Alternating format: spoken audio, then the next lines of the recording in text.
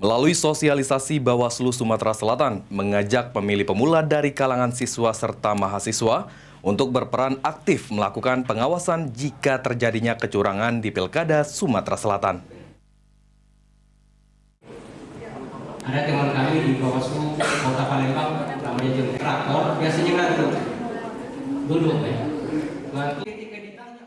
Badan Pengawas Pemilihan Umum Sumatera Selatan mengajak para pemilih pemula untuk ikut aktif berperan melakukan pengawasan partisipatif dalam pemilihan umum kepala daerah se-Indonesia tahun 2024.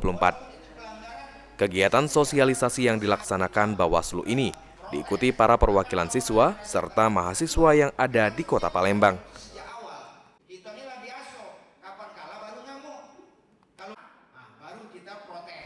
Kurniawan, Ketua Bawaslu Sumatera Selatan mengatakan, kegiatan sosialisasi ini sebagai bentuk upaya dalam mengajak masyarakat khususnya pemilih muda agar aktif melakukan pengawasan dugaan kecurangan dalam pemilihan kepala daerah nantinya.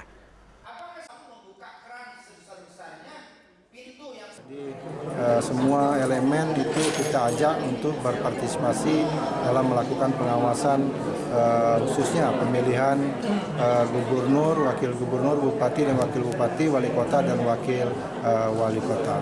Untuk saat ini kita merambah ke pemilih pemula. Ya, ada juga dari organisasi kemasyarakatan, ada mahasiswa yang kita undang sosialisasi supaya informasi pengawasan ini secara masif menyebar di seluruh wilayah Provinsi Sumatera Selatan untuk mengimbangi informasi digital yang disampaikan oleh Bawaslu.